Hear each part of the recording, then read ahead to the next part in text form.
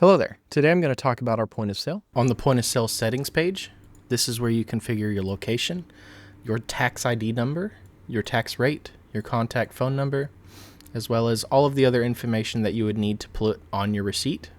Round to the nearest 0.05. This is for Canadian customers because they don't have pennies. Simply check that and it will not charge cash for anything other than the nearest nickel. Staff accounts, this you can set up for each staff member. You can give them their own level of permissions as well as their own password.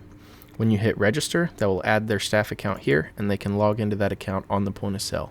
On our point of sale, we have the ability to scan all of the cards that are in our catalog. Since our system only pushes in-stock items to places like Shopify or Card Trader, our system needs to be able to sell those cards that are out of stock or in bulk boxes for a store specifically. So let's start by searching for Sol Ring.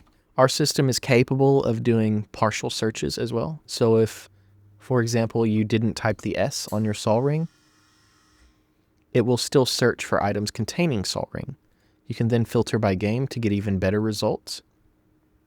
As well as if you wanted to search for specifically Sol Ring 263, you type in the card number 263, and that will only show you cards containing the card number 263.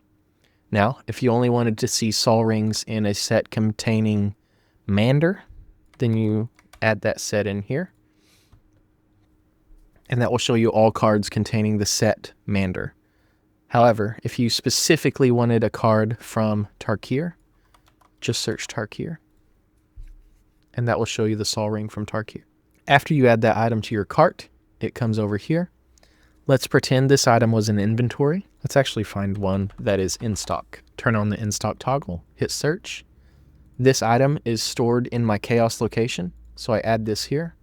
This will show me the location I need to go find that card.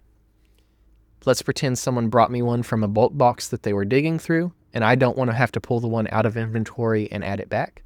All you have to do is check this box, and that will allow you to sell that card without affecting your in-stock inventory. In my case, I could go find the card in this location. However, if I have a bunch of cards that I need to go find, I can click this button and generate a pick list that automatically prints in my receipt tape printer. Let's pretend John tomorrow walked off and Tom walks up to the counter with his Atraxa that he wants to buy. All you have to do, change your cart, open a new cart, or tell John that you're going to reserve his cart for later. That will then save it in your reserved carts that you can then restore after John comes back. After John decides he wants to buy something, so let's use my email for John. I have $32 in store credit. This is stored on Shopify itself. So our system will also then be able to push changes to Shopify store credit built in. If John wanted to pay card for this item, he can pay $1.54 for it. However, what if he decided he wanted to give you 3 different kinds of cash? So let's say a quarter, and then he wanted to use some of his store credit, and then he wanted to pay you some on PayPal, and then you hit fill, and he uses card for the rest. After that, you hit complete. You can turn on and off the ability to print a receipt directly. Tax exempt. You can add their tax ID number after you've given them tax exempt. You can set a cart discount on the entire cart, so this will be a percentage or a fixed discount.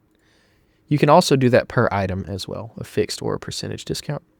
If you wanted to force the item to be a certain price, just set the manual price to $1, and that item will be $1. Configure till allows you to do cash tracking. So if I have $602.17 in the register, I then close the till for the day, and I only had $500.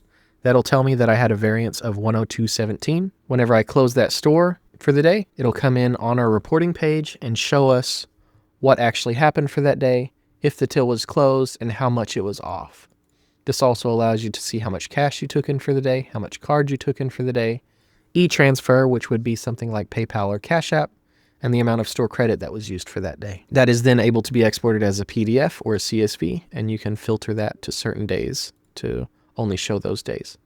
The daily report shows you itemized reports for that day instead of just a summary for the day, as well as the orders panel does basically the same thing, but then you can see the items that were actually on that order that was purchased. In this case, there was no customer. It was just a customer that came in to check out. If you want, You can print a pick list from the orders panel, as well as reprinting the receipt or printing an invoice on paper. Printing the receipt will print directly on your receipt printer. There is no pop-up dialog.